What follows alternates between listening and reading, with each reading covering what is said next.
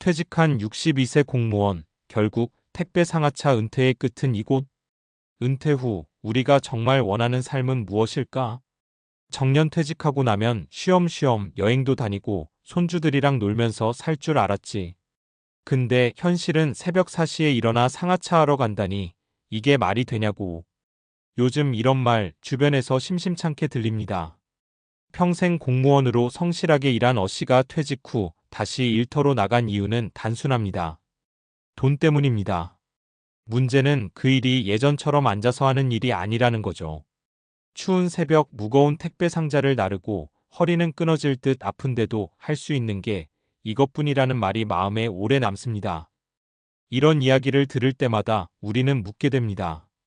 우리는 은퇴 후 어떤 삶을 살아야 행복할까? 지금 나는 그 준비를 제대로 하고 있나? 오늘은 은퇴 후 삶이라는 조금은 무거운 주제를 너무 무겁지 않게 현실적이고 구체적인 사례들을 바탕으로 풀어보려 합니다. 지금 퇴직이 코앞인 분들이든 아직 4050대의 현역이든 미리 고민하고 준비할수록 택배 상하차가 은퇴의 끝이 되지 않을 수 있다는 희망적인 이야기도 함께 드릴게요. 1. 은퇴 후에도 일해야 하는 시대. 과거엔 정년 퇴직하면 은퇴 생활이 시작됐죠. 국민연금이든 퇴직금이든 어느 정도 안정된 소득이 있었고 기대 수명도 지금보다 짧았으니까요. 하지만 지금은 다릅니다.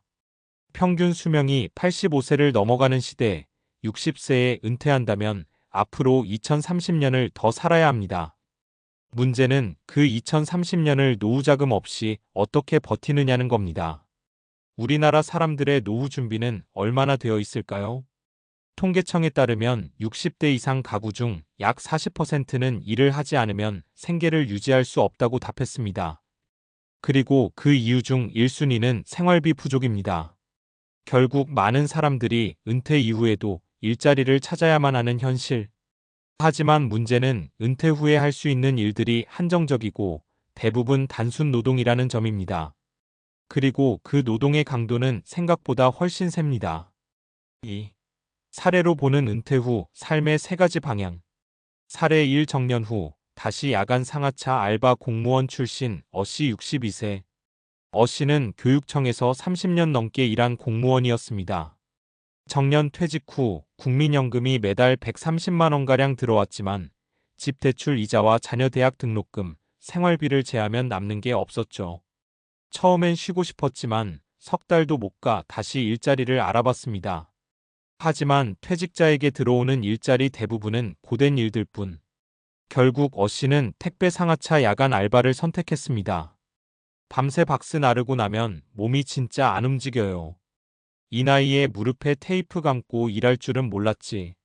어씨는 지금도 한 달에 약 100만 원 정도 벌며 연금과 합쳐 근근히 살아갑니다.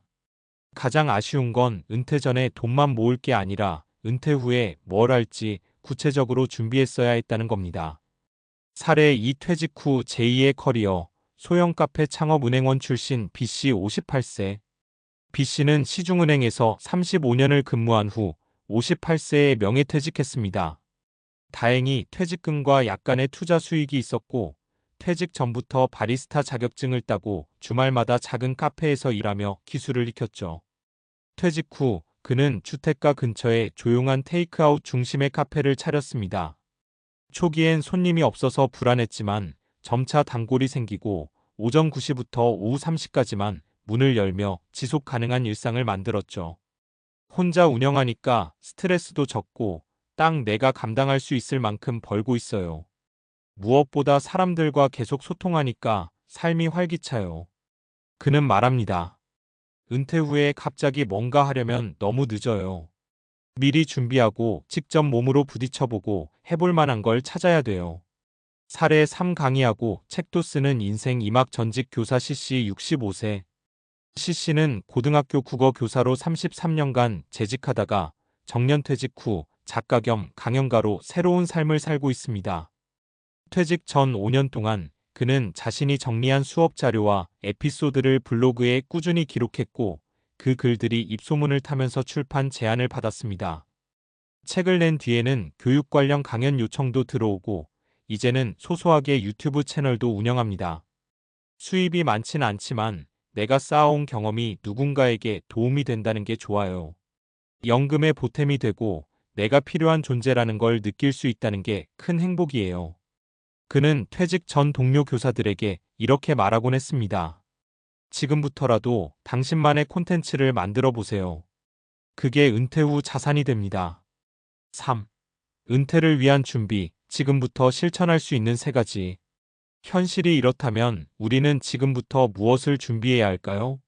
여기 은퇴 후 삶을 조금 더 나답게 살기 위해 필요한 3가지 실천 전략을 제안해 봅니다. 제2의 일을 미리 경험해 보기. 퇴직 전에 미리 해보고 싶은 일을 경험해 보는 겁니다. 파트타임으로 해도 좋고 자격증을 따보는 것도 좋죠. 중요한 건 내가 이걸 지속할 수 있는가? 를 스스로 판단해 보는 겁니다. 지출 구조를 단순화하고 부채를 줄이기. 은퇴 후 가장 큰 스트레스는 고정비와 부채입니다.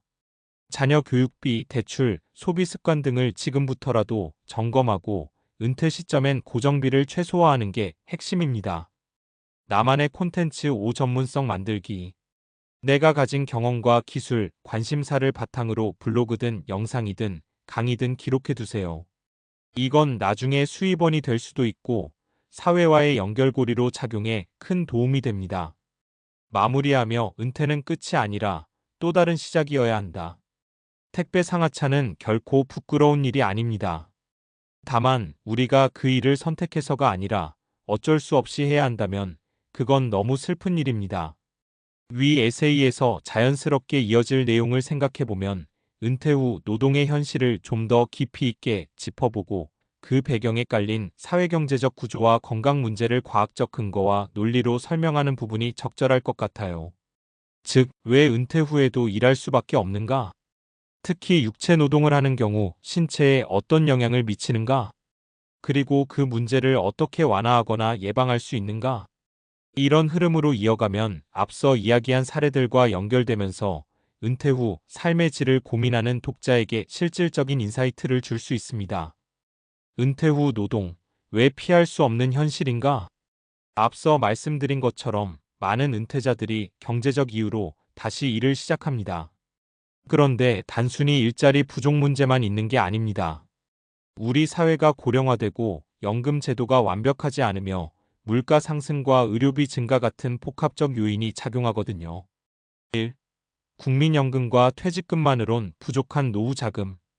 국민연금은 우리나라 60대 이상 노인의 소득의 중요한 부분을 차지하지만 단독으로 생활비를 충당하기에는 부족한 경우가 많습니다. 한국연구재단 보고서 2021년에 따르면 국민연금 단독 수급자의 평균 월 수령액은 약 5,070만 원 수준으로 기본 생활비를 감당하기에는 턱없이 부족합니다. 이에 따라 퇴직금과 개인 저축이 중요하지만 모두가 충분한 규모를 모으지 못한 현실입니다. 2. 고령자 노동시장 진입의 한계와 육체적 부담. 은퇴 후 찾게 되는 일자리 대부분은 노동 강도가 높고 신체적으로 힘든 일인 경우가 많습니다. 택배 상하차, 청소, 배달 등의 업무는 대표적 예입니다. 근골격계 질환 고령 근로자는 반복적인 무거운 물건 들기, 구부리기, 서있기 등으로 인해 근골격계 질환 발병 위험이 매우 높습니다. 2020년 산업안전보건연구원의 연구에 따르면 60대 이상 고령 노동자의 근골격계 질환 발생률은 4,050대에 비해 1.5배 이상 높습니다. 근육과 관절의 자연스러운 노화로 인해 신체는 젊을 때보다 훨씬 더 쉽게 손상됩니다. 이런 상황에서 무리한 육체 노동은 만성 통증, 관절염, 허리 디스크 등으로 이어져 결국 더 이상 일할 수 없는 상태까지 가기도 합니다. 3. 정신건강과 사회적 연결망. 은퇴 후 노동이 단순히 생계유지 목적뿐 아니라 사회적 고립을 막고 정신건강을 유지하는 데 도움을 줄 수 있다는 긍정적 면도 있습니다. 연구에 따르면 은퇴 후에도 적절한 사회활동과 노동 참여는 우울증 예방과 인지 기능 유지에 효과적입니다. 그러나 강도 높은 육체 노동과 경제적 스트레스는 오히려 정신 건강을 악화시킬 수 있습니다. 즉, 어떤 일을 어떻게 하는지가 매우 중요하다는 뜻입니다. 은퇴 후 건강과 삶의 질을 지키는 방법. 그렇다면 이 문제를 어떻게 해결하거나 완화할 수 있을까요? 몇 가지 과학적 근거, 기반 권장 사항을 말씀드리겠습니다. 점진적 은퇴와 재취업 지원. 일단은 갑작스러운 완전 은퇴보다 점진적 은퇴가 신체적 정신적 적응에 도움됩니다. OECD 국가들은 부분 은퇴 혹은 재취업 지원 프로그램을 통해 은퇴자의 경제활동 참여를 촉진하고 있습니다. 신체 건강 유지와 예방적 운동. 은퇴 전에 꾸준한 운동과 스트레칭을 통해 근육과 관절을 강화하면 은퇴 후 육체 노동으로 인한 부상 위험을 줄일 수 있습니다. 특히 근력 운동과 유산소 운동을 병행하는 것이 효과적이며 이는 노화로 인한 근감소증 SARCOPENIA를 예방하는 데 필수적입니다. 사회적 활동과 기술 활용. 단순 노동보다는 자신의 경험과 지식을 활용한 컨설팅, 강의, 취미 활동을 통한 사회적 참여가 정신건강에 긍정적입니다. 더불어 디지털 기기 사용법을 익혀 재택근무나 프리랜서 활동 등 신종 일자리에도 도전할 수 있습니다. 결론 준비된 은퇴가 건강한 노후를 만든다. 은퇴 후 삶의 질을 결정하는 가장 큰 요소는 경제적 안정과 신체 정신 건강, 그리고 사회적 연결망입니다. 현실은 고되지만 과학적 연구들이 보여주는 대로 미리 준비하고 꾸준히 관리하면 택배 상하차처럼 몸을 혹사하는 일이 은퇴의 전부가 되지 않을 수 있습니다. 앞선 세 가지 사례에서처럼 일의 형태와 준비 과정이 삶의 질에 큰 차이를 만들고 있죠. 지금부터라도 자신의 건강과 경제 상태, 관심사를 점검하고 은퇴 후 계획을 구체적으로 세워나가는 것이 무엇보다 중요합니다.